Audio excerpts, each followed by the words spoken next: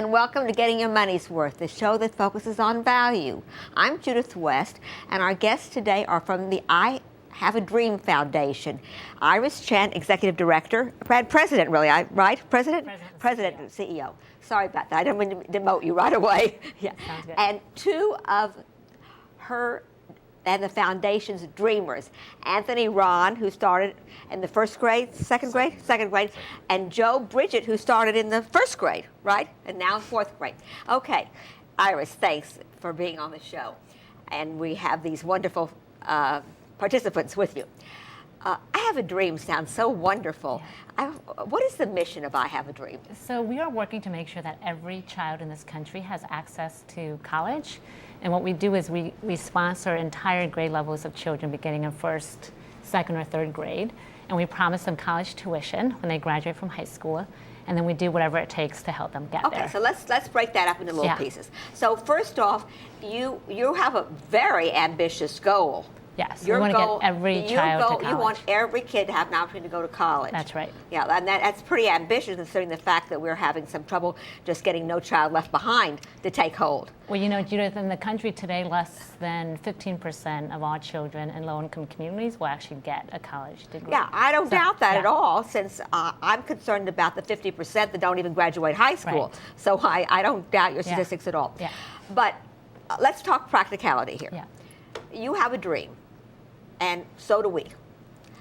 In fact, I think it's an interesting little side note that I want to bring out. Your founder got the idea for I Have a Dream as he himself was going to a graduation ceremony, elementary school or high school. Yeah, what was it, Iris? Our founder, Eugene Lang, grew up in East Harlem. And he was invited 50 years after he graduated from elementary school. He was invited to go back to address the graduating sixth graders. And he had an entire speech plan. As he was getting up to the podium, the principal leaned over and said, you know, the children look so full of promise right now, so excited. But the sad reality is that less than half of them will actually graduate from high school. So when he heard that, and even fewer will make it to college.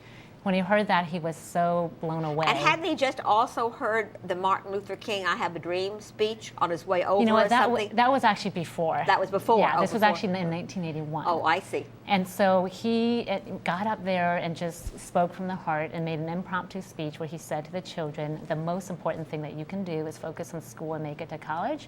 That's going to open up many options in your lives.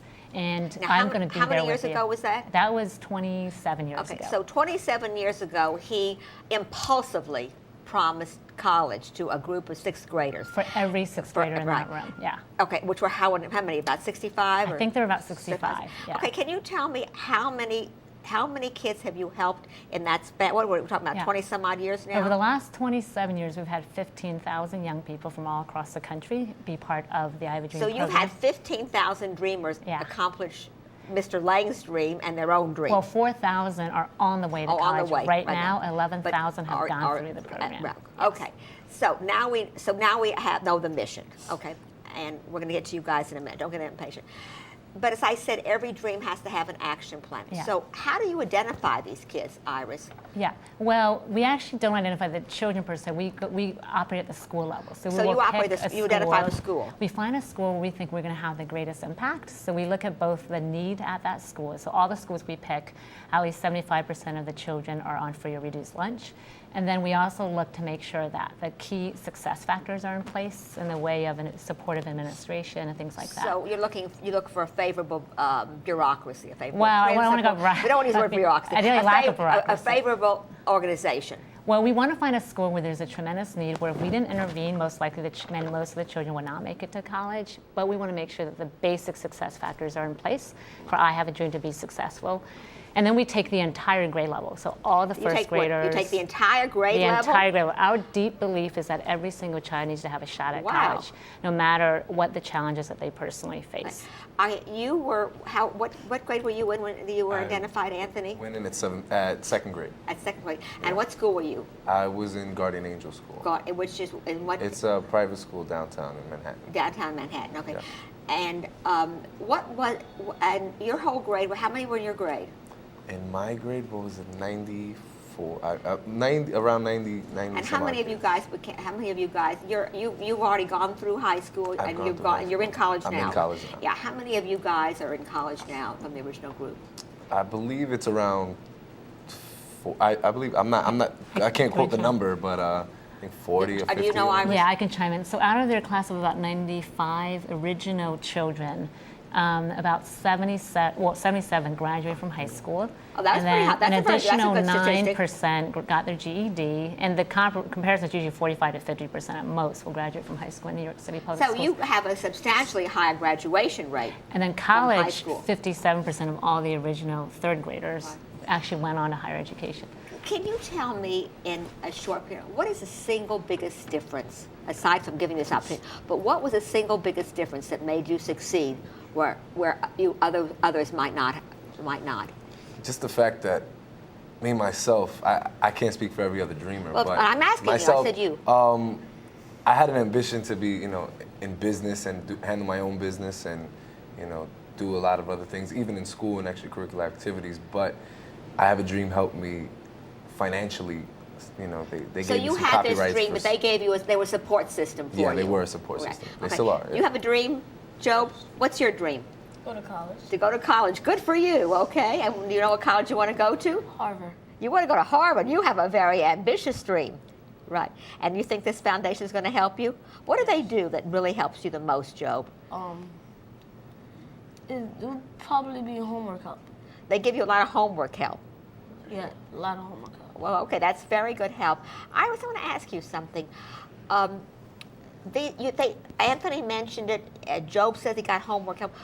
Who does all this helping? I mean, what is the nature? We know the money piece. Yeah. Aside from the money piece, what is the nature of the infrastructure that supports them? Well, we have found that it really takes everybody helping our children get to college, and so we work really hard to rally the entire community to be part of the process of getting them So to it takes school. a village. It takes a community. It takes a village, absolutely. And we work with them over 10 to 12 years. And it's primarily an after-school, weekend, and summer program where we provide homework help and mentoring. And we've also learned that Mentoring. Yeah, and we've also learned that academics is not enough. And so, we are also focused on everything else. So helping, is this a character building program too? well, we like Or to is that think too about it broad? as building life skills, building Life skills. resilience, and our whole idea is helping our children move from being served to serving and from being led to leading. And so by the time they go from 4th grade to college, they really are becoming leaders. And so that we really try hard to Let's go cultivate back that. to this mentoring idea. Do you have then volunteers in the community that you train to be mentors? Who are these? What kind of people are these mentors? I mean, they are extraordinarily dedicated people. So They the must way be. it works, we have typically sponsors who will both make the financial commitment to send our children to college, and who have made a long-term commitment to. So the sponsor, him or herself, Yeah. not only makes the financial commitment, but makes the commitment with his or her time. Time and heart. And so heart, they put right. everything out there to help our children. And in fact, your sponsor, Jeff Garrell, I mean, he has done pretty much the whole world for you, right? A million things in one. Yeah, so what are and some of the million things things. Yeah, that yeah, he's done right. for you? Just one of the things is like we all would go over to his house once a year, or even just sporadically, and just eat McDonald's just to say hello, and just shoot ideas back So and it's forth having about college. it's having a caring adult, another caring adult in your life. Definitely, Right. Yeah, and who's your mentor? My mentor is Eloisa. Her name is Eloisa. Eloisa, right. And what does Eloisa do for you? As I said before, she helps me with my homework as Right. well. We sometimes they set up activities Right. for us to do. Sure. And is Eloisa someone you can talk to when you just feel like talking Yeah. to somebody, like with your heart? When you want to talk to somebody with your heart, is Eloisa somebody that listens with her heart? I bet so. That's what makes a good mentor, right? Yeah. Yeah. You it's like a heart touching a heart, right? Yeah. Yeah. This business supports this. It seems like it's something that should be franchised. Yeah. Iris. Yeah. Right. Well, what's interesting, so we are actually going through a process right now to determine how we can best leverage what we have learned by taking all these children to college to have a much broader impact, to impact many more children and many more communities across So the give nation. us, we don't have much time left, Yeah. but I know you have a very ambitious plan Yeah. for that. And can you give us some of the elements of that, the main elements of that plan? So there are a couple of ideas. One is to take all that we've learned in terms of getting children to college and replicating that across every single community that we're part of. We have some, programs that are getting 90%, 95% of all the original second, third graders to graduate from high school. That's and, amazing. And our whole thing is, if we can replicate that in all of our chapters, we would be getting thousands more children to college. Secondly, we're trying to figure out how do we reposition I Have a Dream so that we're not just impacting the dreamers that we directly touch, but entire school systems. And so we want to build an integrated K-16, K to college program that school systems can borrow from. And finally, we want to scale up. We want to get a lot bigger. Right. So, okay. So you almost want to take a page from the business world and build a model.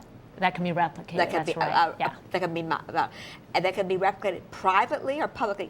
Can what you do work in the public school system, Iris? Oh gosh, I mean, we work in tandem with the public school system. Arnie Duncan, who was one of our staff members at I Have a Dream, he actually took a lot of what he learned from I Have a Dream. He's replicating it now. He's a CEO of Chicago Public Schools. Right. He's replicating what he learned in I Have a Dream across the entire school system. Right.